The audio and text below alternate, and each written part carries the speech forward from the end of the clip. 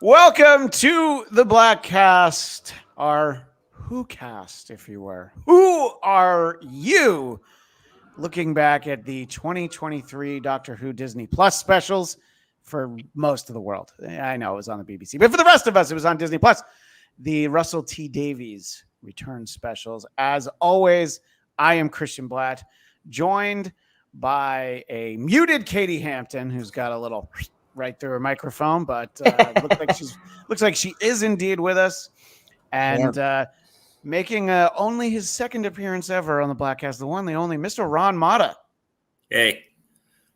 And previously, Ron was on, and we went through some of the most epic, very special episodes of sitcoms, and that's a well we can visit very often, don't you think, Ron? Oh, yes. I already have some ideas if you ever want to do another one. So. Oh, don't worry. I will. Yeah, it's more amount of how often I want to ask you to make time in your schedule, but I thought these Doctor Who specials were the better opportunity. Yes. As for familiar faces on the Bladtcast, it's been a little while, but our friend Mark Hunt, how are you, sir? It's great to have you here on the show. And when I thought about doing this episode, the first two people I thought of were both Mark and Ron, because you two were the people that I knew who were like all in on Doctor Who at a point where I don't think I knew anyone else. Before the reboot, before the ebbs and flows of the reboot, I'll ask you first, Ron. How far back does your fandom of the show go? And do you remember the first time you saw even a part of an episode? Yeah, so it's funny because I was just thinking about this. The first time Doctor Who ever came on my radar was, I think it was like 80 or 81. I was about 9 years old. And Channel 9 here in New York had aired the show, but I never watched it. I just knew there was a show called Doctor Who. So I was sick, and my mom got me the Starlog poster book. You remember the old Starlog magazine? Right. Starlog was basically the science fiction version of Fangoria. I believe they were made by the same publisher. Yeah. Exactly. So she got me that, and I'm like flipping through it, and they have articles on Star Wars, Superman, blah, blah, blah. And then I get to this, I see this picture of this curly-haired guy wearing this ridiculous scarf. And I start reading more about this show called Doctor Who. And apparently, back then, it's like, it had been going on for nearly 20 years. 5 actors had played the role. They traveled across time and space in a ship that was bigger on the inside. And my 9-year-old brain was like, this is the most insane thing I've ever heard of. I have to watch this. So I sought it out on my, on my black and white TV, and getting like some PBS station from New Jersey. By the way, Mark, your PBS shirt is very apropos. Look at that. Yeah. That's how a lot of us here in the States pre-reboot received Doctor Who. So when you first see it, I assume that they were Tom Baker episodes. That would have been the era that they were showing. Yeah, exactly. Peter Davies. So this was about 81, I think, and I don't think we got Peter Davison until like roughly 83. So. Yeah. Well, I'll kick it over to Mark, who might have the answer to that, but also, I think we've talked about it on the show before, but let people know how far back you go and when you were first aware of the show, Mark. Well, about the same time. It was about 80, 81 for me. I was about 10 or 11, and it was on PBS. Hold on, it's a little cold in this basement here. Let me just. That is. Oh, yeah. You know what? Now I think you're going to be much more comfortable for our audio audience. Oh, gee. Jelly babies. Oh, man. I'm so jealous right now. So anyway, I just got back from London, and I always grab a bunch and stuff them in my carry-on rug mule. Your carry-on is just the long scarf. You just tuck it in there, right? Well, I grew up in Tulsa, Oklahoma, and our local PBS station aired them about that time. And I was flipping. I came home from school, and it was a friend of mine, his name was Darren. I remember turning on the TV, and it was in the middle of Seeds of Doom Part 3. Tom Baker, this guy in this big curly hair, and his assistant get out of the back of this black car, and the driver of the car starts chasing him through this quarry. And I'm like, what in the world is this? And he's like, oh, that's that show Doctor Who. I said, well, let me sit down and watch this for a minute. I made him sit down and watched it. Went on. Next day, 5:00, I was back watching Part 4, and I just loved it. I absolutely fell in love with the show then. And that was my year. And like, yeah, Peter Davies came around in about 82. Because 83 was the 20th anniversary. Yeah. When the Five Doctors came out. And in 82, I just started watching, and Peter Davies had just gotten announced, and I had just got into Doctor Who. My understanding is that sort of the post Tom Baker era, the sort of airing in the US was a little spotty at best, and yes. They kind of really, I mean, because Tom Baker did like 7 seasons, I think. Yeah. So they were just like, we're just going to lean on those episodes. They just maybe. Over and over again. And he actually, his first convention, when he got the role of Doctor Who, his first public appearance, of all places, he came to Tulsa, Oklahoma at a convention, and my mom would not let me go. I was so mad. Oh no. Years later, I met Peter Davison and told him the story. He's like, yep, I remember that weekend. He was so nervous. But it's like, it's the only time I've ever been in Oklahoma, so I don't think I can ever forget. On the show over the years, we have talked a little bit about sort of my just sort of bewilderment at the show whenever I was first aware of it. And I am very late to the party, as I have mentioned many times. And I remember as a kid, it would be on PBS. And I've talked about my mom on the show being just a huge, enormous Star Trek fan. And just, she loved sci-fi in general. But she apparently drew the line at Doctor Who because she just did not enjoy the effects. I think it was too much for her. Yeah. And so it's just like she didn't like it, so it wasn't on. And then you kind of think like, all right, my mom says that's not very good. Interestingly, when they did the reboot, the first season, the Christopher Eccleston season aired on Sci-Fi Channel here in the US, and she really liked it. And then she's like, and then he turned into this other guy, and I didn't like him. So my mom didn't like David Tennant, so she only watched the Christopher Eccleston season. Oh, hilarious! I know. She's the one. Yeah. She's the one. But look, this, I'm not here to badmouth my mom, but it's the same woman who told me that Monty Python weren't funny. So that's when I started thinking, wow. My mom doesn't necessarily know everything. But and I mean, early episodes of the Bladtcast, were you to listen, our friend Agent Starling, Will Sterling, was, relatively new, but really enjoying it. And I was like, I don't get it. It was a lot of that. So it wasn't really till right before the 50th that I actually, was watching. And as I've mentioned to many people, the Peter Capaldi episodes are the ones that I was nearest and dearest to. I think probably because I got to see him regenerate.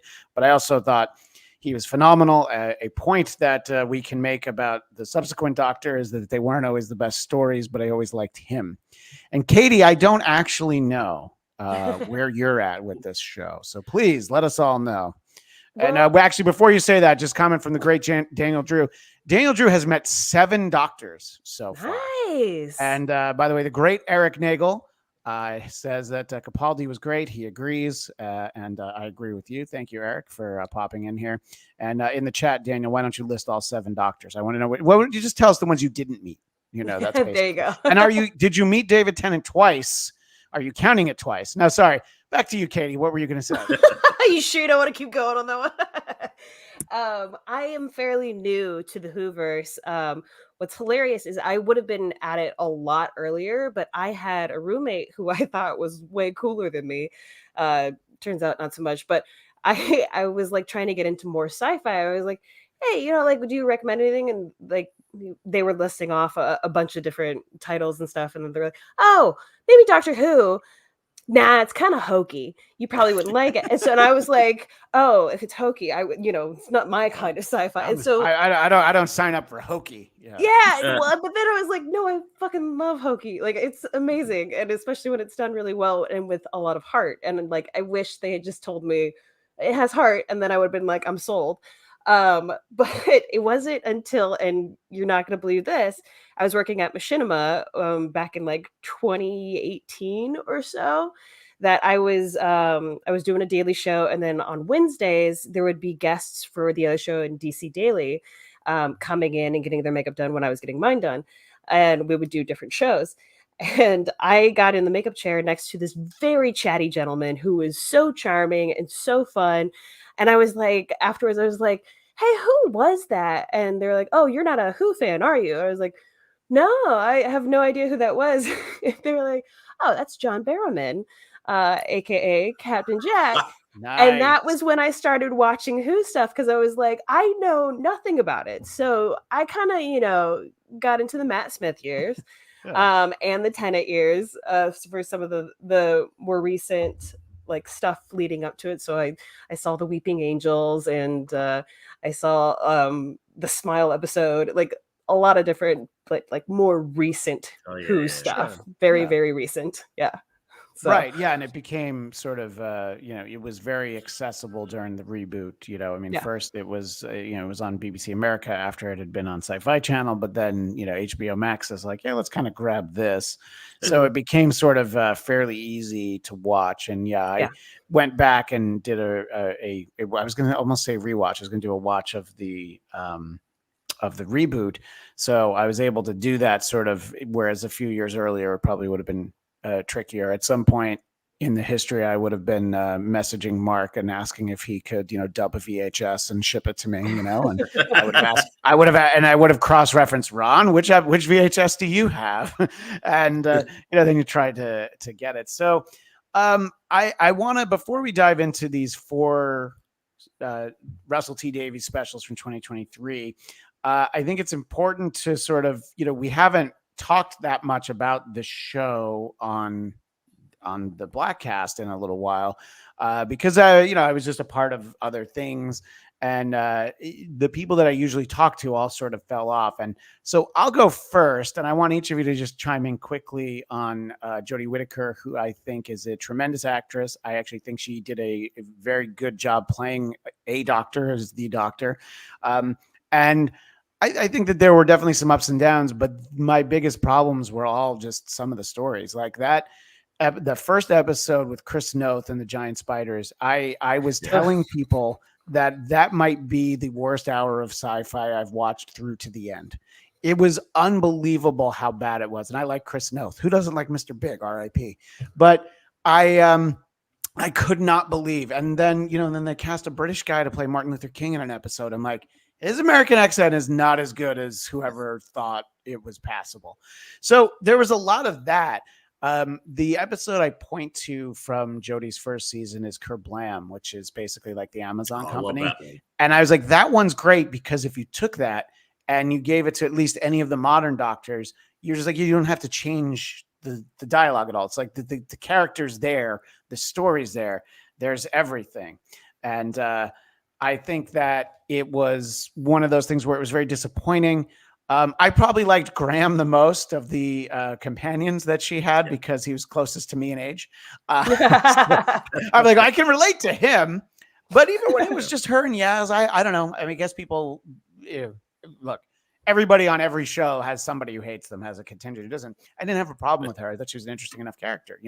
I think streamlining it to just one actually made sense.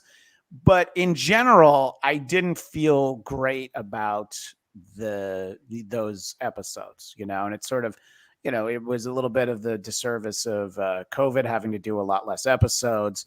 And then when they sort of came back and they did the Flux, I didn't think it was bad, but it just sort of ended in a way where I'm like, yeah, I think I'm ready for that. I think I'm ready for that to be over. Let me go sort of the reverse order this time. What did you think of Jodie Whittaker, Katie? I have the same exact notes. Like, I love Jodie as an actress. I think everyone in the cast was wonderful. I was not huge on some of the plots, and the spider one did throw me off so badly that I was like, I didn't watch too much more of it. Like, I saw some episodes through that season here and there that I heard were really good, and I think I watched one of the specials.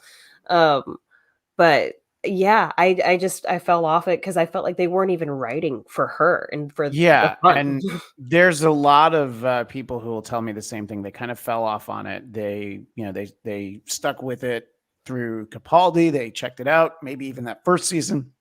There just wasn't the excitement. And yes, Eric, the one monster covered in teeth was terrible. Absolutely. That's not a it is amazing how many like creatures they can come up with that is just nightmare fuel. Yes. No, absolutely. What did you think, Ron, of the Jodie Whittaker era, as it were? It's hard to classify it as seasons because there was that sort of that mini season that was just flux, you know? Yeah. So first of all, I just want to say I love Jodie Whittaker. Like from the moment I thought her first episode, The Woman Who Fell to Earth, was one of the strongest debuts I've seen from a doctor. It's right up there with Matt Smith's The 11th Hour. I just thought she just like clearly fell into the character from the moment, she popped up, she dropped through the train. And I'm also going to say, Tom Baker said it best. There's never really, and I know people will disagree, but in my opinion, there's never really been a bad doctor. There's been bad writing, but I don't think there's been like a bad doctor. Yes. In speaking with you, you're very protective and I would say a Colin Baker apologist. Yes. No, I don't have to apologize for him. No, I know. You don't apologize. Yeah, I'm not apologizing. No, I just caught the twin dilemma and I was like, ooh, yikes. But anyway. I like that episode. I know you do. That's why I brought it up. Go to my grave saying I like the twin dilemma. But as far as, and I completely agree with you that I thought her first season was a bit rocky, but you know what? I also kind of felt that, or I should say hit or miss. But I also felt that about Peter Capaldi's first season. Like there were some things that just, didn't land. And, a lot of first, new Doctor seasons are like that. The writers and producers are trying to figure out, this new character. I loved Spyfall when Sacha Dhawan said, "Look for the spy master." I literally fell off my couch, and I love the fact that I'm like 52 years old. I've been watching the show for 40 plus years, and it still gives me moments like that I just don't see coming, and that's why I keep on coming back to the show. So right, and Ron's the number one. Ron's the number one of there's a new Doctor Who special, and I'll be signing off of all my social media until I have a chance to watch. Mark, I'm going to ask you the same thing, but again, the great Eric Nagel. The first season of Jodie's, Chibnall said they were not using any of the monsters from the history of the show, which is fascinating because he was such a huge fan of the original series. And, we've talked about on the show in the past, there's this video of a Q&A with the showrunners at the time where he's like asking like super detailed, really nerdy questions and talking about how bad the show had gotten under Colin Baker. He's like in his 20s or whatever. But he wanted to do all the new stuff. The next season, the Daleks and the Angels were back. They weren't Christmas specials. Her New Year's special after that first season had the Daleks in it. I'm like, oh, this is kind of one of the best ones that she's been in. And it was like, yeah, that might have had something to do with it. What did you think, Mark, of Jodie Whittaker's time in the TARDIS? Let's see. I like Jodie Whittaker. I thought she was a really good actress. I did not like the Chibnall era of Doctor Who. I think the first season was okay, but I have to be honest, Timeless Child, that whole storyline kind of frustrated me, and I kind of walked away from it and really didn't come back until the specials were announced. Right. And I kind of went back and watched the last Jodie Whittaker, which was good. But yeah, the Chris Chibnall writing really, I watched, I remember watching it with my wife, and we watched the Chris Noth episode. And I think her comment to me was, "Aren't you embarrassed to be a Doctor Who fan?"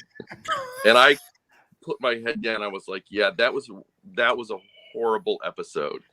And I think, in my opinion, I think Jodie was kind of done a disservice with some of the stories and some of the writing. But yeah, Timeless Child, I thought was an abomination to the canon of Doctor Who, and it just kind of irritated me a bit.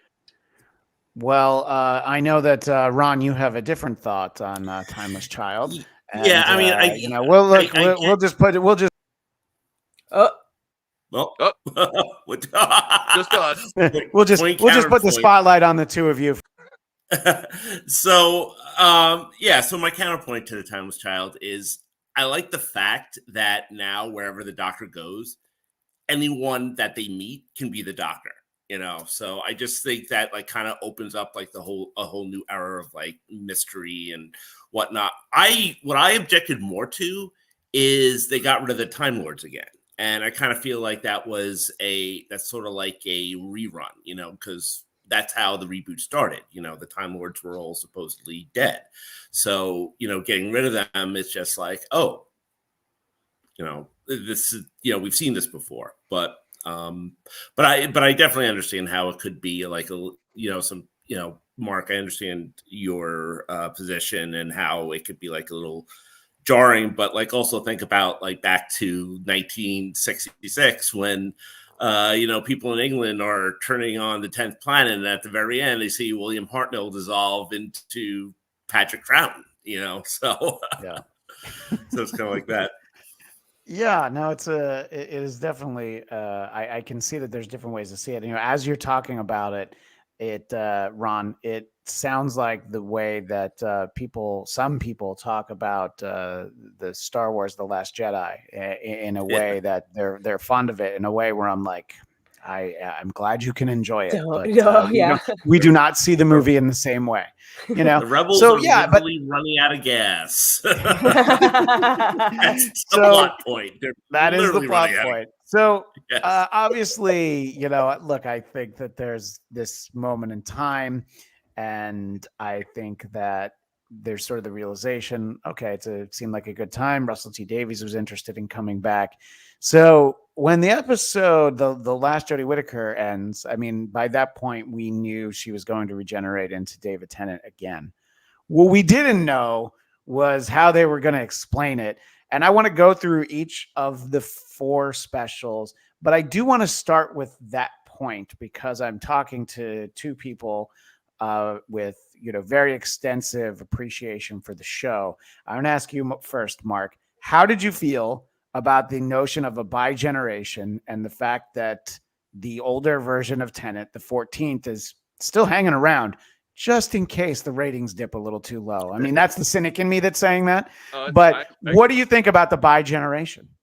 I mean, I don't know. It doesn't bother me. I know what they're doing. I know Russell T Davies has it in his head that he's going to be the Kevin Feige of Doctor Who. He really wants to create on Disney this Whoniverse, and I'm sure, and I know David Tennant. I mean, one thing I love about David Tennant, if it was up to him, he'd still be the Doctor. If they would have just let him come back and do specials, he comes back to play the Doctor every chance he gets, and he's doing the audios. So technically he hasn't even really stopped. So it's a way to kind of keep him in play, because I'm sure he would love to keep doing it. And have a new Doctor. I mean, I don't know. It's a little hokey, but at this point, I mean, I've seen so much that just kind of leaves me scratching my head. I'm just like, okay, that's a thing. It's a way to keep David Tennant back, whom I like. Yeah. So I mean, at this point, there's so much else that I picked at. Believe me, that's the least of the sins at all. So, and I even liked, because in the 50th anniversary, when we saw Tom Baker come back as a revisited Doctor, supposedly from his future. They kind of brought that back. So they already planted the idea that he would revisit different bodies in the future, which I thought was interesting. I was like, okay, I can see that. And it was a great way to bring David Tennant back. So while I find the concept, I don't know, iffy, it doesn't bother me. I would love to see David Tennant come back for a special here and there. Yeah, I think that that's kind of what they're counting on, and sort of just like, don't close the door and don't finish a story that you're just going to have to go back and stretch out at some point. What did you think about that notion, Ron, that there are, I mean, any moment in history, there's more than one Doctor running around, but sort of in this, you know, this sort of through line of history, that there are now two operating in the same exact time as the present time? Yeah, you know, I'm going to go back to what I said earlier about how I just love that there's still moments, you know, of this show that I've been watching for 40 plus years that I'm still like, oh my God, I can't believe they did that. I mean, we're in uncharted territory, and for a show that has a 60-year-old history, that's rare to say. You know, I think, you know, I kind of like the idea that he's like kind of there, and if, you know, if they want to continue his story, they can, or, you know, or they can just like leave him be. My theory is that he regenerates into the curator, but that's just me. That's headcanon. That would make sense. Yeah, no, Yeah. I like that idea. Yeah. But I think as long as like it's not overused, if it's not like, you know, they're not hanging it David Tennant over everybody's heads, you know, like, you know, oh, he's still there. He's like kind of the 15th Doctor has a hangnail. Is there anybody who could possibly trim it for him? Right, exactly. But I think what RTD wants, and you know, I'm just speculating here, I think he kind of wants to do like a blank slate sort of thing. Like I know a lot of people were saying, oh, I'm so happy he's coming back. You know, he's bringing David Tennant back, blah blah blah. But as a writer, I'm pretty sure that if the mandate from the BBC was do everything you did before, that's just not interesting creatively, you know, to any writer. So, but I think it's a good. Go ahead. I think it's a good tool. So, you know, we'll see what happens. Who knows? Yeah, and the notion of BBC involvement is something that we'll get to. Daniel Drew doesn't mind the bi-generation at all. The Doctor deserves a bit of a sabbatical. No, and I think that's absolutely the point. It's like, yeah, you need to take that break because you've been hitting the ground, you know, running for so long. And Eric Nagel says bringing Tennant back seemed like a good buffer. So, do you say his name? Is it Ncuti? Is that really how you say it? So Ncuti Gatwa. Mm-hmm. Yeah. I was like, well, just as long as they keep it easy. A good buffer to let the 15th Doctor have a clean start. They made him look weak. And your words, Eric, pathetic. I can see that feeling. I don't think I felt quite like that. I felt like it was more, you know, somebody leaned into the 15th Doctor's ear and said, doesn't he look tired to you? So I think he just really needed some time off. And but yeah, no, I don't disagree with either of those. And Eric's point that the Doctor can't keep splitting up like adipose is absolutely true. I also think it was a good thing for RTD to bring David Tennant back for like the 60th anniversary specials, so not to put that kind of pressure and bog down Ncuti Gatwa's Doctor with like celebrating like all this history and just like kind of giving him a fresh start. So I think that it sort of makes sense. You know, the 60th anniversary comes up at a time where they're going to do a change, and then they're like, let's not do it right there. I thought it was a very interesting kind of workaround to, you know, come up with that. So we get these four series, these four specials. And the interesting thing about it, I think, is if you go to the official Doctor Who YouTube channel on YouTube, it's listed as like for what's coming later this year is listed as a teaser for season 1. And I'm like, huh? What was all this then? You know? And I mean, first of all, it's like, I don't even know how many seasons were there, the original run. And then there's, like whatever, 14 of these. So I'm like, the only thing I know is that this isn't season 1, but I mean, it's okay. It's the first Disney Plus season, I suppose. But, but it's like, if you're watching on BBC iPlayer, like they are in the UK, it's like, it's just the new season. So it's interesting that that's the approach that anyone's taking, let alone having it be sort of an official stance. It's like, oh yeah, a bunch of this stuff happened. I do think that these work for people that I know who fell off during Jodie Whittaker, maybe haven't watched in a while. And they're like, oh, I don't know, I don't want to catch up. It's like, you really don't have to. They reference some things that happened to basically the Stephen Moffat, Chris Chibnall doctors, but you don't have to watch those. You can just be like, oh yeah, I've liked it before. You just get to watch David Tennant and Catherine Tate together. So I'll ask you first. That is I was actually going right to you, Katie. I wanted to know. So getting to see the two of them together, what was your thought? Oh gosh, it was just like, it was the reunion you always wanted, like it just brought me so much joy. And like another reason, like it's so funny. I feel like I meet these like people at certain points where it's like, I should have been a Who fan by that point. But I auditioned for the Catherine Tate show that they were trying to reboot out here in America. And had no clue who Catherine Tate was and like how funny she was and all the sketches. The last time we really truly saw David Tennant and Catherine Tate together was one of her sketches where she plays this like obnoxious teenager that just says, I'm not bothered.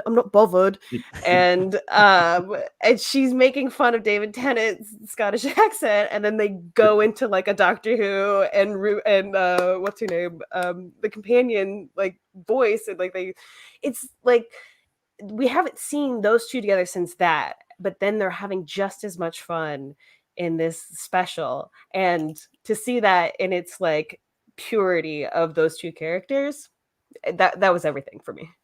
Yeah, of the three with Tenet, the one that I was surprised that really was the one that I liked the most, it was the second one, because that one doesn't have okay, we got to explain all this stuff away. Right. We got to get through this. We got to get through that. That's the one where it's just like, yeah, so they're back together doing stuff, and then this is just like an adventure they would have had back in the old days. I thought it was a strong story as well, but I also felt like that was the one that felt normal. And then by the time you get to the third one, you're getting the sort of the bi generation. But we're getting a little ahead of ourselves once again. Ron, what did you think as you watched the first special? I thought it was great. I was very excited to see Tennant and Tate back again. I think one of the things that, when you watch the show and you see a character exit, you always wonder how their story ended up. And I really like seeing that, okay, Rose settled down. She, has a wonderful daughter. Her mom's still causing trouble. And, she became a millionaire, but she gave it all away. Cool. And that's just like, but, it was just, you laugh at it, but it's not like she, lost at gambling or she like spent it right. Things. That actually would have been really funny if she'd put it all on red. She was like, I just felt like the odds were in my favor. She gifted all this money and then she's pissed when she comes to. Right. But she's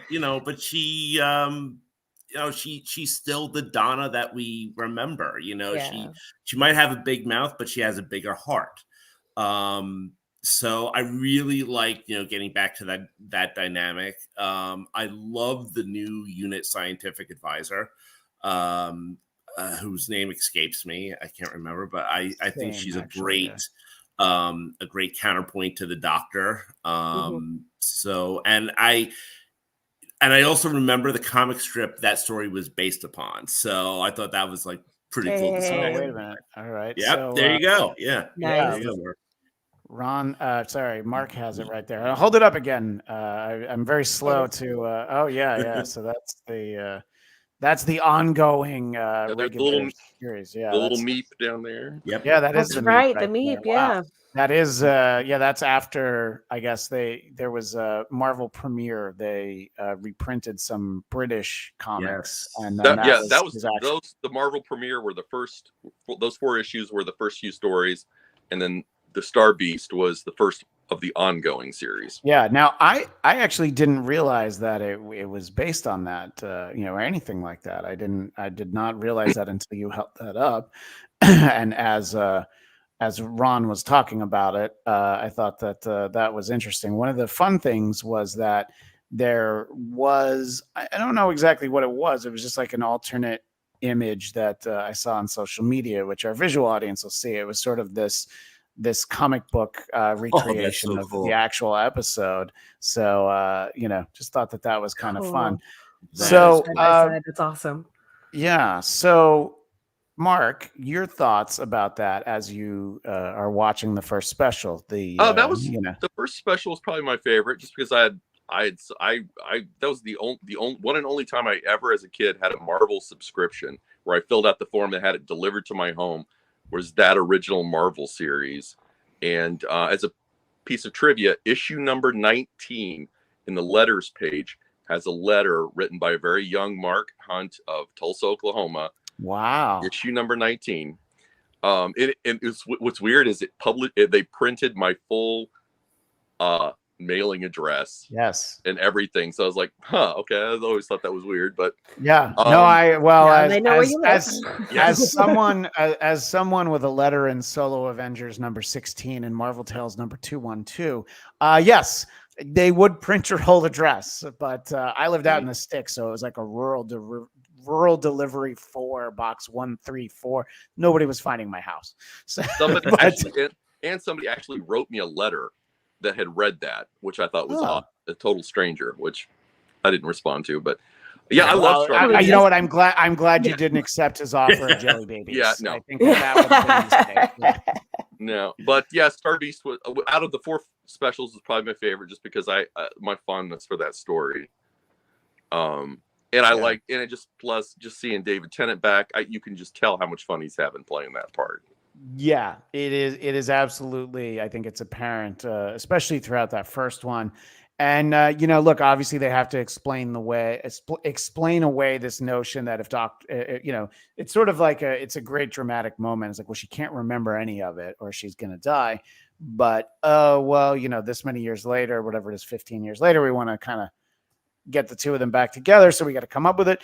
And look, there's science fiction or fantasy explanations where you're like, in the world that this show exists, that works. It's like, well, Jean Grey didn't die. The Phoenix died. And that wasn't Jean anymore, because the Phoenix made a copy of Jean's body, and Jean's body's in this cocoon underneath.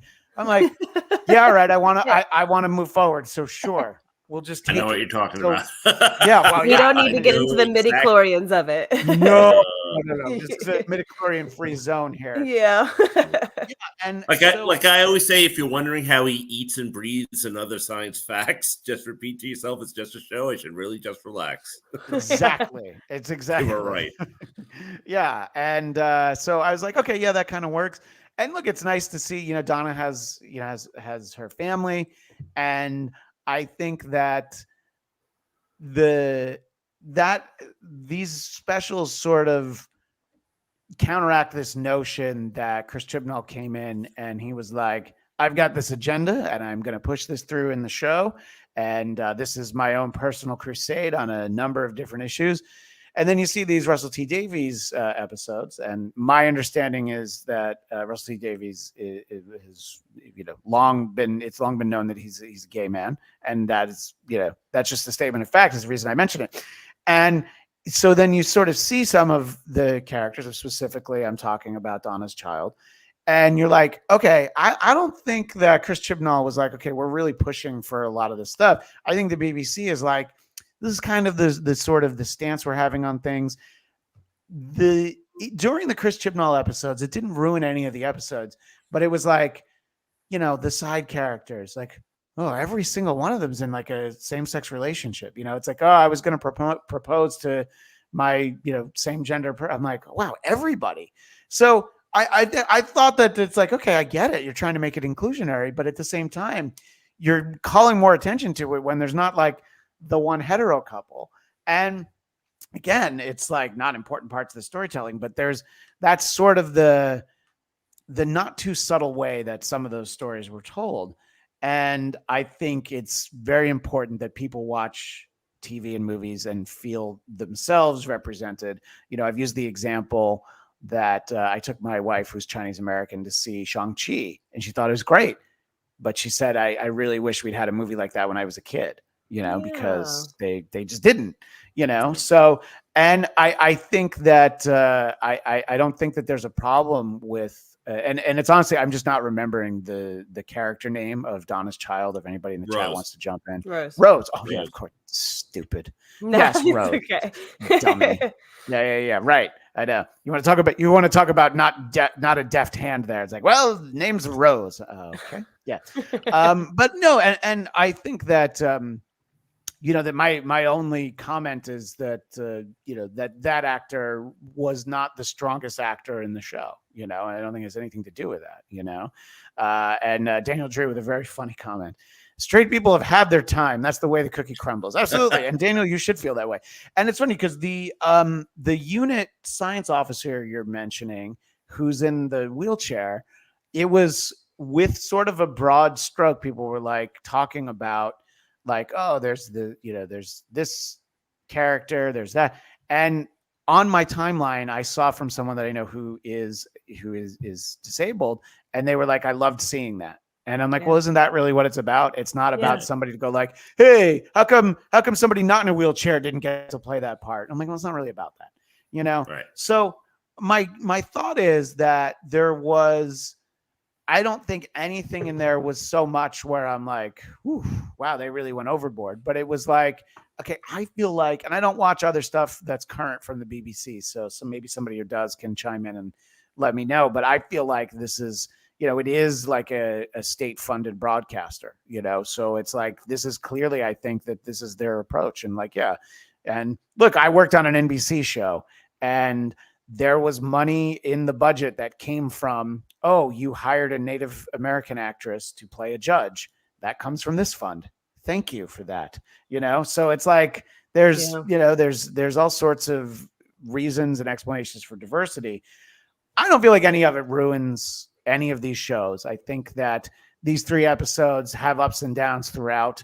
But let me ask you first, Mark, did you feel during Chris Chibnall there was some of that? Did you feel that with this? For me, it was just like the realization like, oh, I think that this is just sort of the business that they're in. This is the storytelling that the BBC does now.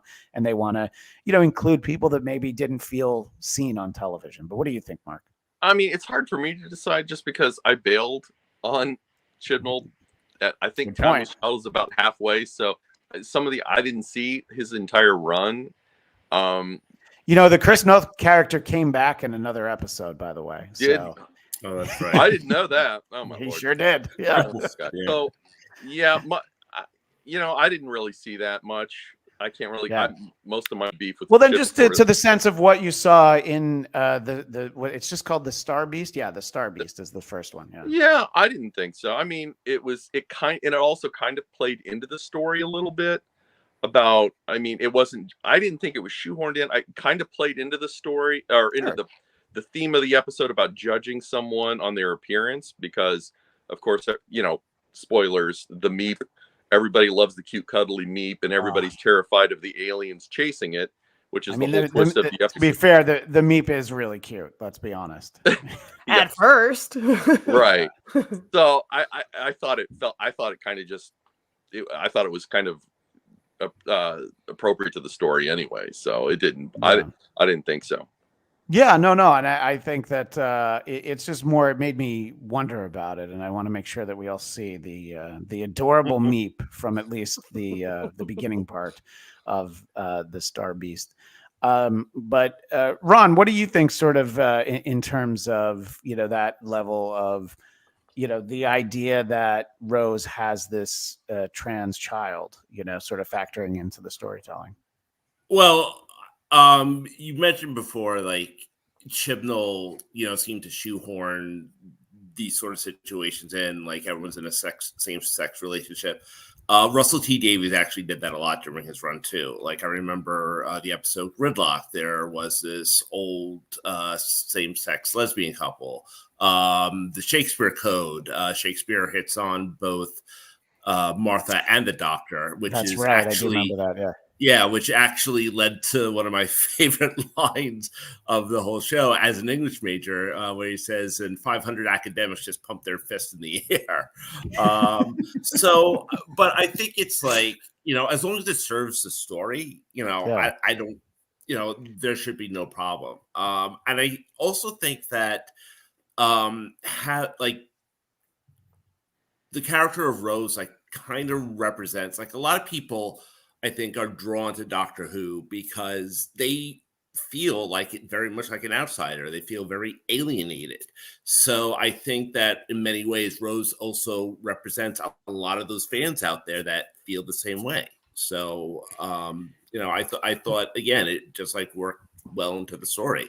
And also we get to see, the problems that she's having and how she sort of like kind of overcomes that, towards the end. Like she's like trying to figure out who she is, and by the end of the episode she accepts herself, and that's like really all that you need to do. No, I think that's that is a great point. Obviously there is the parallel, and I think it is a great device for the storytelling, and I agree with what Mark's saying. It definitely works. And sort of you're talking about sort of, as you're kind of talking about the type of person that the show appeals to, I was sort of thinking about how there's these wide circles of, sci-fi fandom. It's like pretty much everybody likes Star Wars.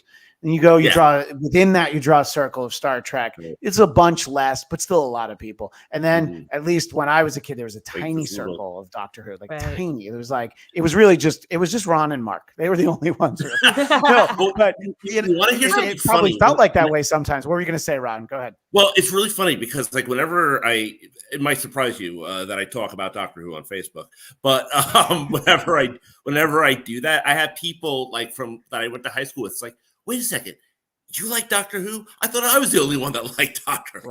Like, because you wouldn't talk about it in school because it was like you gotta keep your head down. Yeah, right. Exactly. It's like no one's gonna know what I'm talking about. It's like wearing the wrong band T-shirt to school. Like, no, what did I do? I forgot that this is a Van Halen school. This is this isn't a Kiss Animalized school.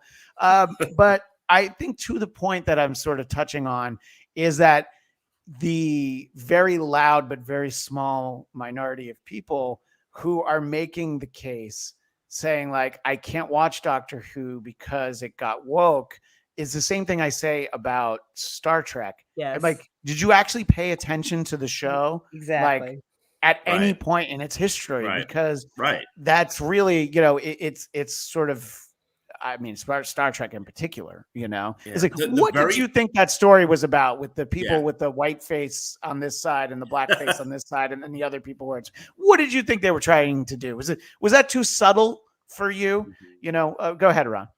Yeah. The very first Dalek story was about racism, xenophobia, and nuclear war.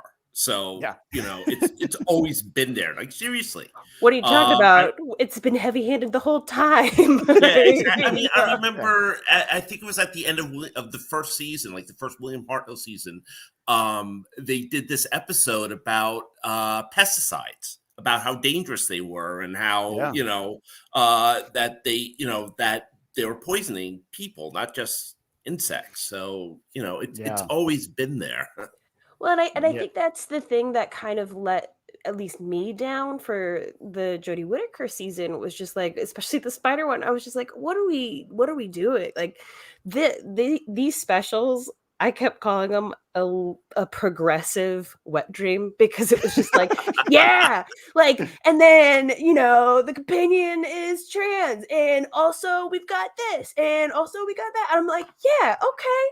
Go for it. And it just like, it felt so empowering to see different types of people who are often seen as the downtrodden, the folks that are less than, the outsiders that draw everyone back to Doctor Who, being like finally coming on top, finally winning. And it was like, oh, like it's kind of how Schitt's Creek felt like.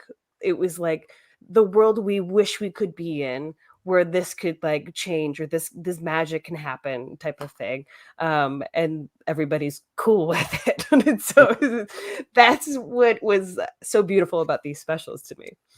Right. Yeah. No. I think that, and look, I think that the reboot, but obviously the classic series too, was always very representative in terms of the ethnicity of regulars and guest stars, and there's I think that it's just really an extension of that, and that's why I do use a parallel with Star Trek. That it's just like I don't know what's surprising you about the current, unless you want to talk about season 2 of Picard, and then we can make the case for it was one of the worst seasons of television I've ever watched. But that is not this show. No. Let's talk about Wild Blue Yonder. Go ahead, Mark.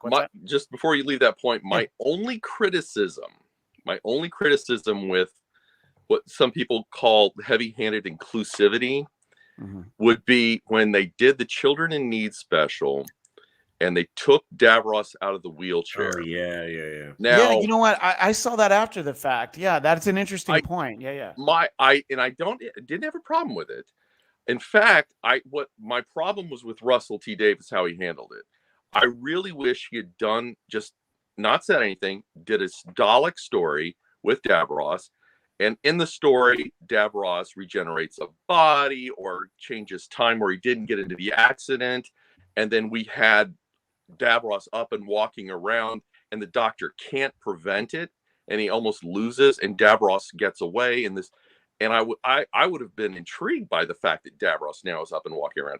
But instead, they did this little special, and then Russell T Davies felt this need to go out and do this sort of almost patting himself on the back about not wanting to offend anybody. And I was like, well, I think that his little press tour explaining his decision, I think was I thought was the heavy-handed part of it. No, I mean, the concept of Davros out of the wheelchair, I thought was I'm totally on board with. I thought Julian Bleach as in that little special was fantastic, but I kind of thought Russell T Davies kind of got a little heavy-handed with the not apology, but the puffing of his chest and saying, look how evolved we are. We don't need to put a bad guy in a wheelchair type thing. Rather than just do it like in Star Trek, just do it and let people figure it later. And of course, we have one of the greatest good guys of all time in a wheelchair, and Professor Charles Xavier. So, you're not really making the point about it. And, as you're talking about it, I was reminded how I think when they showed A Fish Called Wanda on network television, they took out all of Michael Palin's stuttering. Yeah, and I was just like, I understand the decision, but whole scenes don't make sense anymore. Exactly. It's just like the character might as well not be there, which, I can understand. Let's talk about Wild Blue Yonder, which for me, it was, like I said, it was the most fun because it was like the most like, oh yeah, we're already on the ground. We're already running. This is, they got to figure this out. Oh, they're, trying to, they're sort of feeling each other out. What are you not telling me? What are you not telling me? And all that. So I thought that this one was great. I thought this one was a lot of fun. But let me ask you, Ron, what you thought of Wild Blue Yonder, the second of the 4. As we hit our 53rd minute, we're moving on to the second special. So much for 15 minutes each, huh? Yeah. I thought it was a really, I always like these episodes that are like really like character pieces, where it's just like the doctor, his companion, maybe one or two other things in like a confined environment. I think they work really well. I think this was really, really well written. I loved David Tennant with the giant hands. I thought that was a hilarious visual. But like in the context of these specials were made for the 60th anniversary show, this would have been a really good episode in a season. But as a 60th anniversary special, I just didn't really feel like it hit that mark. Not to say it was a bad episode or whatever, but I was just like kind of confused, or like I kind of felt like it was sort of like a buffer between the Star Beast and the Giggle. Right, and I think you're right. And again, to invoke Star Trek, the example that I use is how Star Trek Insurrection felt like, oh, this would have been a pretty good like mid-season 4 two-parter. Why is this in the theater? Like a movie in the theater is supposed to be a big deal. A 60th anniversary special should be bigger. I certainly agree with that viewpoint. And maybe it was because they didn't feel like there was any business to do, to move the show along. Maybe that's why I liked it. It was almost like for those of us who read comic books, the fill-in issue that was just sitting there, and you're like, oh, this is a completely different creative team. Oh, I kind of enjoyed this. What did you think of Wild Blue Yonder, Katie? I very similarly, it was kind of an odd one for me. I was like, oh, it feels like we just switched up the pace of this real quick. Yeah. And I was like, okay, this definitely feels like a good one-off episode. That would be in a normal season. And I didn't mind it, honestly, because I feel like we've gotten away from the filler episodes because of these truncated digital releases of shows. And like we're kind of more catered to that, like every episode has to be a banger, like everything has to be progressing everything all at once. And so the fact that this one kind of took its time, it was a lot slower, especially like it got me a little sleepy at the first. I'm not gonna lie. I was just like, there's a lot of silence in the beginning of this. You're right. Yeah. And I've had a long day, and this is soothing.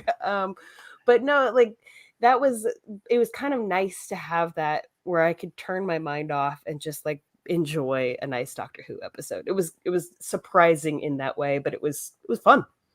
It's sort of like I was talking about Kerblam before. You can feel like there's more specific for these two characters, but a lot of it you're like, yeah, you could plug that in with at least any of the modern Doctors. It could any of the, that could have been Nine and Rose. It could have been Capaldi and Clara. It could have been whatever. So make it a Whoverse type of thing. Like I would not mind a bunch of concurrent universe Who's who traipsing about having just random episodes. That would be amazing. That'd be cool. Craig Robinson, who is across the pond right now, by the way, his faucet is hot and cold jelly babies. He just turns it on and they just flow right out of it. Craig did appreciate the dialogue, but the ultra green screen stuff took me out of the episode. I have felt that at times with some of the newer seasons of this show. I do feel like in general, and I'm just more making a broad statement, that I thought that they looked really well. I thought that the effects looked good. And it's like they take so much time because they kind of need to. There have been episodes, especially I think it was during Flux. It's like during some of the Judy Whittaker ones, they were just strapped for time, strapped for money. And sometimes you would see that come across. But I know what Craig's saying. What do you think, Mark, about Wild Blue Yonder? Well, let's just say after it was over, I was like, wow, they should have been called Wild Blue Yawner. Oh my God, my bell is upstairs. I can't ding it. You deserve it, Christian. I'm not gonna say I was kind of nodding off in it. It seemed odd, and most of my complaint was we've got 3 David Tennant episodes, and one of them has to be a bottle episode. Yeah, it would just, and it's it not a bad like point. It just seemed like it was too reliant on the visual effects were good, but it just seemed like that's all it was. Sure. It wasn't a horrible episode. I will see David Tennant and Donna, or the Doctor and Donna running around in a spaceship any day of the week. But it just seemed like I knew we only had David for these 3, and it just seemed like, gosh, I really wanted something a little more than just a standalone kind of a bottle episode. But so it was not my favorite of them, just because I knew we had just precious few moments with these 2. And those precious few moments, of course, concluded only a week later with the Giggle. What did you think about NPH entering the Whoverse, Mark? Wow. Okay. I liked the episode. I was not a fan of Neil. I thought he was way too over the top. And this picture really exemplifies that. That might have been why I selected it. I don't know what accent that was he was trying, but for me, I don't know. It was a little. It seemed like something out of Chitty Chitty Bang Bang. This feels like a Ron Motta question. Who's the German on Laughing? You know, the very interesting but stupid Artie Johnson. Yeah. See, I knew you would know Artie. Yeah, he's doing an Artie Johnson.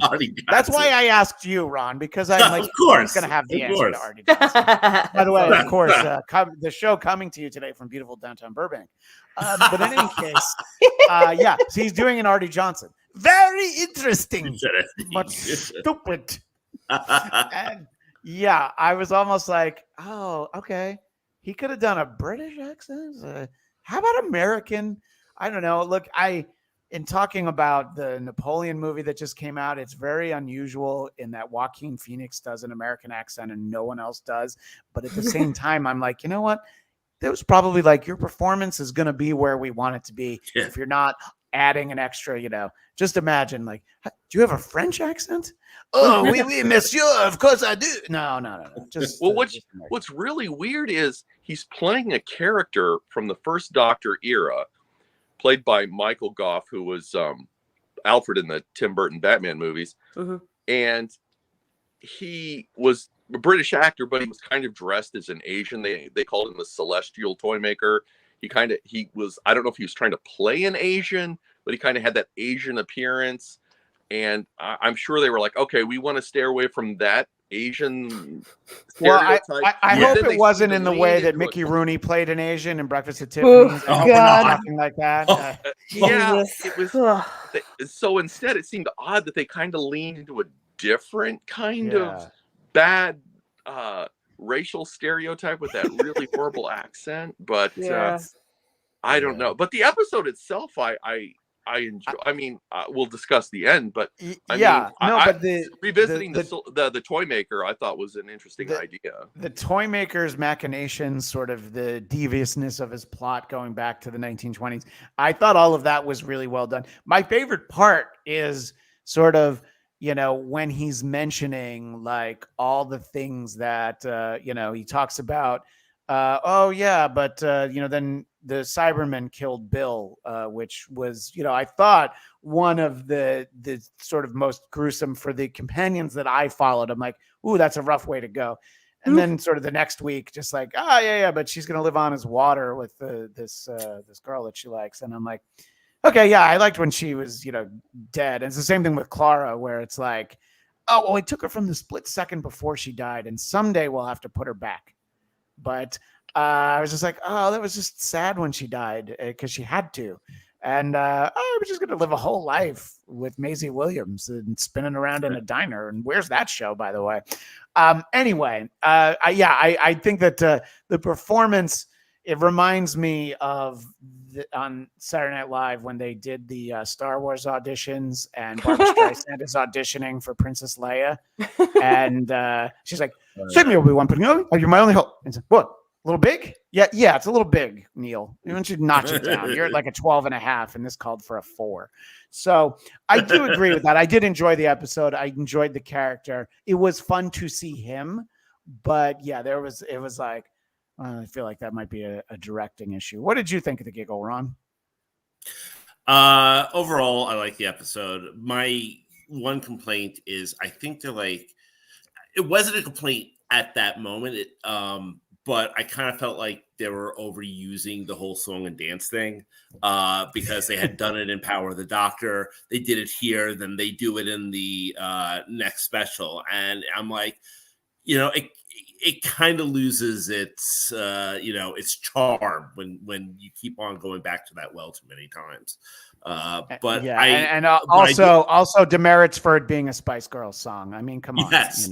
I do want to say I was thrilled that they brought back Melanie from the classic series. I actually saw I was in London a couple of months ago and I saw Bonnie Langford and Old Friends, and she was fantastic. But it was, I always felt that she was a very underserved companion. And we talk about how actors on Doctor Who were kind of, or have been let down by the writing. Bonnie Langford as Melanie is certainly one of those characters that have been underserved, and it was nice to see her. So it didn't help that she was supposed to be a fitness freak and always exercising. You're saying that didn't help the character? Yeah, well, like driving her scream all the time. Yeah, who was the companion of Peter Davidson who played an American but herself was Australian? What was that? Tegan. Yeah. Wait, no, you're confused. Yeah, you're confusing. Janet Fielding. Janet Fielding was she was the Australian. Javanka. Yeah, but then after her you had Nicola Bryant as Nicola Bryant. Perry. That's right. It was Perry. That's what I'm thinking of Perry, because Perry's the one who Colin Baker tries to choke the life out of. And so, yes, that was definitely Perry, unless I'm mistaken.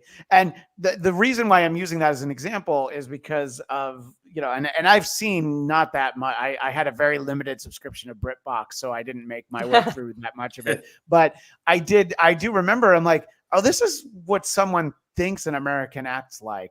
And then when I found out the actress wasn't American, I'm like, oh, it all makes sense now. Because it's just like, oh, you think that this is what an American is like. Katie, what did you think of the giggle? I loved it. I thought it was wild and crazy, but I love Neil Patrick Harris because he freaking commits. And if you're going to go off the rails with this crazy character, you might as well commit. And you did. The accent was something, but it's still I believe Craig Robinson in the chat wrote, well, that's all right then. And I can only hear it in his voice now. And that also terrifies me. I thought the unease I had with his portrayal / his character worked for how terrifying this was. And sort of this cartoonification of a German character, I guess. So yeah, no, I loved it because he committed so hard. It was absolutely terrifying. And as we're talking about great actors of the past or whatnot, voice of the Meep was Professor Sprout herself. Shout out to her. She did an amazing job, and that switch when she was cute Meep to scary crazy ass Meep was great. But yeah, no, I can totally see this was the stuff, seeing this big or this loud of acting was exactly the kind of thing that felt oh, I kind of enjoy that side of comedy when people are big, loud, and a little bit broader, just because it makes more sense of how I'm supposed to feel about them. And that was one of those things that I was oh, I really enjoy how they did this, and then how they end up defeating the toy maker as well.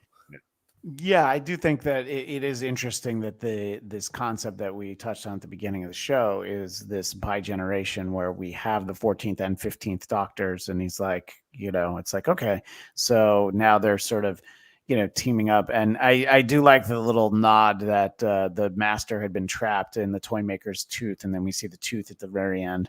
Because it certainly works for the foreshadowing of what's to come.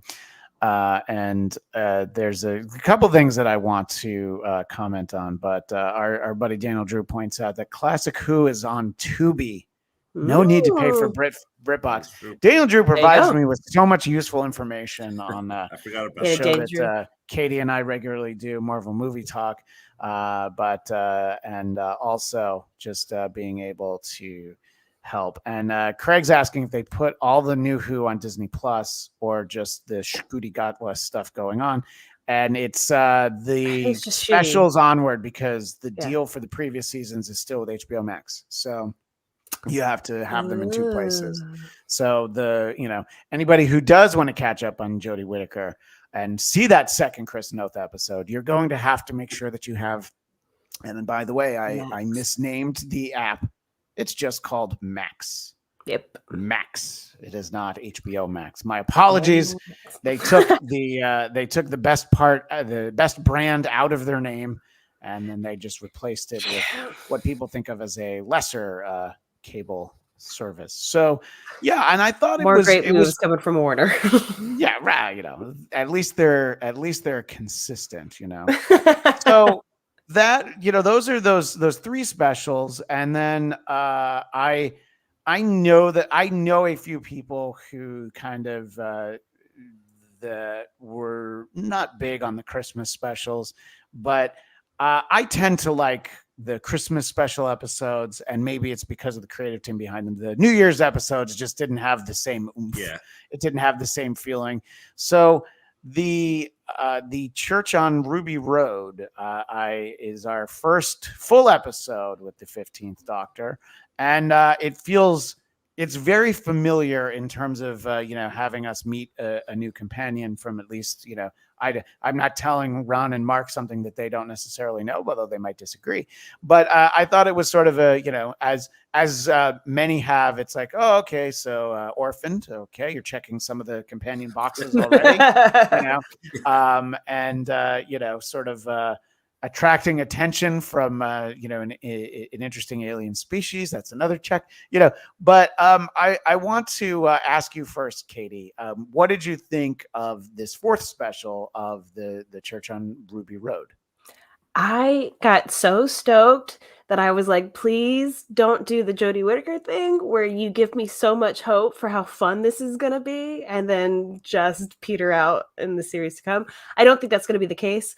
I like his energy. Shooty's energy is wonderful. It's so fun. It's so playful. You've kind of got that sort of teetering toddler effect that Tennant always had. You've got this insane like whiplash commentary like Matt Smith had. Like, I feel like he has so many great pieces that are also just his own. Like, I love that we're in the club.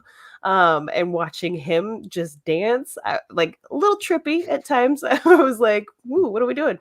But like, I thought it's enticing. I'm very excited for this series to continue on. But I'm also like, please don't let this be the best episode.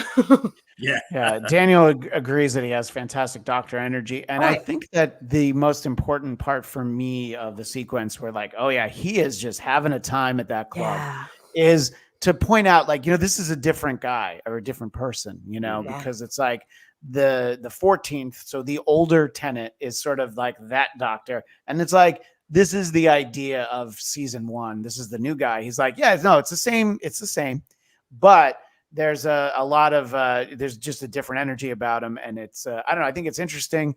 I think it was a good introduction. I thought we'll talk about some of the ins and outs of the episode. But Mark, I want to know what you think of the Church on Ruby Road. It's hard to. I mean, I don't want to judge just judging the episode by itself. Yeah, because we don't have anything else at this point. Yeah, I mean, I thought it was okay.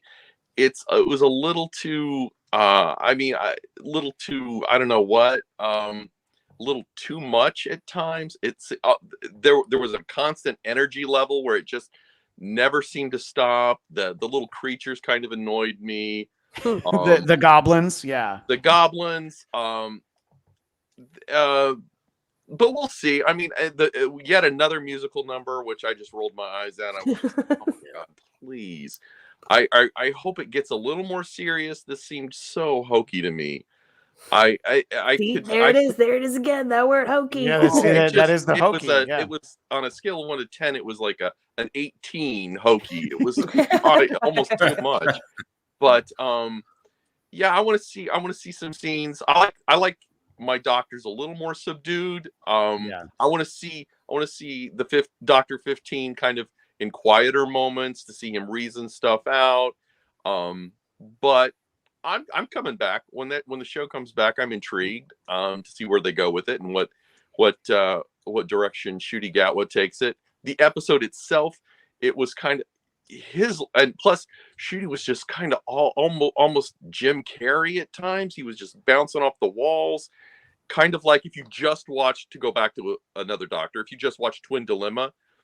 One of my favorite Doctors. I love Colin Baker, but I know you do. I know you love Colin Baker. I love me some Colin Baker, but if you just watch Twin Dilemma, you might be like, okay, so he's like the mean Doctor. But as you watch more, you're like, okay, he's actually really a very well-rounded character. So hopefully Ncuti Gatwa's not the hyper energy doctor. I can't wait to see him. I want to see him in other situations. Although that being said, I don't think I could ever see Patrick Troughton in a wife beater shirt wearing one of Jamie's kilts dancing in a nightclub. Yes. But we'll see what this doctor does. Yeah, no, I think that no, William Hartnell, we could all say, yeah. He was a party animal. Yeah, that's what it seems like. Yeah, and I find Ruby Tuesday, apart from the naming, honestly, sometimes it's like okay, but Ruby Sunday. As soon as I realized I had it wrong. Yeah. I like her. I find her, sort of interesting. It is a fairly young companion. I mean, I guess she's like 21. And she looks like 12. So, I think that it kind of works in that way. I think it'll be an interesting dynamic, and we'll see where it goes. Ron, did I let you weigh in on this one, or am I saving the best for last? All I want to say is that, like, as soon as Ncuti Gatwa flashed that smile and said, "I'm the doctor," I'm like, yes, you are. You indeed are the doctor. So, and I agree with Mark. But also bear in mind that this is like his first full outing as the doctor. So he's still very much trying to find the character. So it'll be interesting to see the evolution as he goes into his first full season. So. Yeah, and we have really just like a general sense as to when that's going to be, right? We don't. It's like May, I believe. Okay, May. All right, so that's more than I realized. Closer. So at least we have that much, and for those of us here in the U.S., that'll be on Disney Plus, and for Craig Robinson and our friends across the pond, it's just going to be where it always was on the BBC and BBC iPlayer, and you won't notice a difference. But for our visual audience, we're seeing a little bit of the trailer for season 1, as they're calling it. There's some wild outfits coming up, and it'll be very interesting. The level of cosplay that this season alone is going to provide is really something else. And I think that. Look, I think that those of us who have a fondness for characters that have been around for a long time, you just want to see them in the hands of people who care about them and still get excited. I think having Russell T Davies come back, there wasn't anybody who was like, oh man, that guy. Now, if the next time that he leaves, if Stephen Moffat comes back, I know that there will be people who say like, oh, come on. Yeah. But at the same time, I think that I think it's the right energy at the right time, and I don't, we'll see how happy they are. I have heard Stephen Moffat there's talks of Stephen Moffat coming back to do a few episodes. I think that would be great because popping in to write a few episodes. He's written some. Did he write the Girl in the Fireplace? Regardless of what you think of him as a show writer, he was writing some good episodes in New Who. Yeah, no. And like when you see the ones he wrote before he was the showrunner, and off the top of my head, I don't have them, but the Doctor Dances, and I can't remember the other one, the one where they were in World War II, which was. Did he write? I think he might have written Blink, unless I'm mistaken. Maybe he did. He created the Weeping Angels. Yeah. Daniel Drew wanted to make sure that I could point out whom he hasn't met of the Doctor. So he has not met Ncuti. He has not met Tom Baker. He hasn't met Paul McGann, but Ron, I believe you met Paul McGann, didn't you? Yes, and actually a very, very, very long time ago, I met Tom Baker at a convention here on Long Island. Like we're talking like 80s. Him and Colin Baker it was called like the Icon Convention. It was like a science fiction convention on Long Island before like who came around. So I think I was like 13 at the time. But yeah, Paul McGann. He's like one of those guys that like he just looks like he always has the right thing to say, that everything, as long as he's around, everything's going to be just fine. He, dresses really well. So he's the kind of guy you want to get life advice from. So yeah, and underappreciated for his recurring role in the show that made Idris Elba, Luther. He shows up quite a bit in a number of those episodes. And Eric Nagel responded to Daniel. He's met Peter Davidson, Colin Baker, Sylvester McCoy, Tennant, Matt Smith, and Capaldi. The one missing from Daniel was Matt Smith, but I feel like that's one that you'll be able to correct before too long. Yeah. So Craig has a question specifically for you, Mark. Did you like Matt Smith? He had a fair bit of energy and had that charisma as well. Craig is liking what he's seen so far.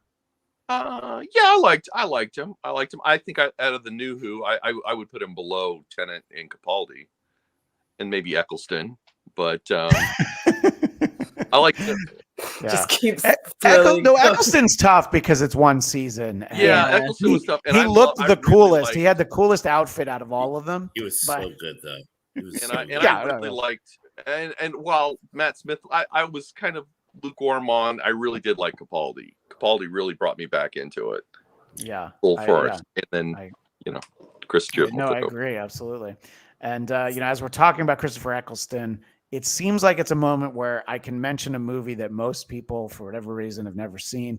There's a film. It's Danny Boyle's first film. It's called Shallow Grave. Living in a flat together are Christopher Eccleston, Doctor Who, and Ewan McGregor, Obi-Wan Kenobi. So they both live in the same flat. Love that movie. If you think you know where that movie's going, you will be wrong. So definitely check it out. It's fantastic. I love it. Yes. Yeah. And Daniel Drew says that Moffat said recently that he's fine. The show doesn't need him, but everyone on the show lies at some point. Yeah, that could be him saying that because he's already written 3 episodes. That could be one of those. You never know. I don't know. In any case, I thought that was it was fun, and I think people were excited about the idea that Tennant came back, and I think it was a good sort of it was a good handoff to have him share the screen with Shooty in that first episode, because I think it was like if he just sort of disappeared at the end and then he regenerated, then maybe people would be like, no, I saw the David Tennant ones, but you're sort of invested in seeing where this guy goes. And we will do just that. But look, the goal was an hour. This is an hour and 21 minutes in Blatt time currency, Blatt time running times. This is like a half an episode. So I think we did quite well. Mark, I want to give everybody a chance to find where they can keep in touch with everyone. And we're still a few months away, right? The next Planet of the Apes movie isn't until May. Yep. Me and my co-host, we were talking about, we had a meeting actually just last night. Podcast of the Apes is slowly coming back. So we got some Marvel comics to review, and new movie just around the corner. So we're coming. No, I'm looking forward to it. I've enjoyed this iteration of Apes movies, so I'm interested in seeing where they go. And do you want people to find you on social media, or would you rather be lurking in the shadows? I'm rarely on Twitter, but at Mark Coyne Hunt on Twitter. If you go over to Bladt, the Bladtcast, you'll probably see my link. And then I'm still on Facebook. Some of the people who are fans of the Bladtcast know me on Facebook. I rarely post on there, but I did do another round. But whenever I travel abroad, I always go to James Bond filming locations and take photos. Right. And I just got back from London and I did another set of James Bond filming location pictures, a few that I hadn't had before. So on my Edinburgh, London trip. So that's really all I really post anymore. But I did another round of those. Well, if you want to find Ron Motta, you go to Bladtcast 561. The audio version I'm particularly proud of because I sprinkled in clips that I was afraid to show on YouTube for getting strike from the various studios. Our mutual friend Tom Kelly was very impressed by that episode. He listened to it as an audio episode, and he called it my best work. And in Tom Kelly's eyes, my best work could only have been done with the great Ron Motta. But so, yes, we'll put our heads together and come up with some more very special episodes. Yes. But every episode we spend with our friend Katie Hampton is, of course, a very special episode. And Katie, where can you be found other than on Marvel Movie Talk on Geekscape? You can also find me at the Napping Through Happy Hour podcast. You can find me anywhere on socials with @LSassyPants, spelled down below, but ELSASSYPANTS, sometimes with a Z if you're on TikTok or care about it. Yeah, you might see me in some coming projects. You might not. You never know. You never know. And, Craig Robinson getting this in under the wire. I didn't think to ask this. That's why I'm glad Craig is here. I'll ask you first, Mark. What do you think of 14 being able to make force fields? So he used his Sonic to make a force field, and then they sort of cut, a whole thing around it. Daniel Drew is perfectly fine with hard light holograms. But what do you think, Mark? That was another reminder, Chris. In New Who, they really, really rely on the sonic screwdriver to just about do everything. Mm-hmm. I mean, I took it for what it is. It's a bit of a plot crutch at times. That's one of my only criticisms about the new Doctor Who era is how they use that sonic screwdriver for just about whenever they just can't get him out of a situation. Kind of does. Yeah, doesn't the War Doctor say to 10 and 11 in Day of the Doctor, he's like, it's a screwdriver? Isn't that it's the moment I think I'm remembering? Assemble a cabinet? Yeah, they're like, right, yeah, exactly. They're like pointing it like it's a lightsaber. Yeah. What do you think of stuff like that, Ron? When it's like, oh, okay, so here's something that we never saw them do before. Well, I completely agree with Mark. I think the sonic screwdriver has sort of become I'll come out and say it. It's kind of. It covers up lazy writing sometimes. I just think they rely on it way, way, way too much. And I wouldn't be upset if they just got rid of it completely. Well, we'll see. Daniel. Unpopular opinion, I know, but. Well, they did it before. They did it before. Yeah, in the 80s, yeah. Yeah, they destroyed it and it didn't come from the 5th Doctor, and it didn't come back till the 8th Doctor. That's right. Oh, that's interesting. See, there that exact little known fact. Daniel thinks they should have kept 14 Sonic for 15, but he also likes the remote control Sonic design, which I consider to be sort of the old-timey, like 70s, 80s birth control dispenser. Like I've never seen one of those in real life, but I've seen them in movies. My wife just has a little punch card, basically. In any case, that's what a lot of us have these days. I'm glad we ended on that, though. In any case. And I don't think this is what Daniel's saying. 12 did have time without the Sonic too. Yeah, he had the sunglasses at one point. Oh, that's right. His Sonic was definitely in line for a redesign. That thing was enormous. It really was like a lightsaber. In any case, you can find me on Twitter and Instagram at ChristianDMZ. Tuesdays at 2 p.m. Eastern, 11 a.m. Pacific. Who are these broadcasters on the Who Are These Podcasts YouTube channel? And we'll also be doing an alternative viewing option for the Super Bowl halftime show. So find us on Super Sunday. I don't know. I think we should call it the Big Game halftime show. So because I know the NFL is going to come down hard on everyone here. But and you can find that. And that is all the time we have for now. But we'll see you next time on the Bladtcast.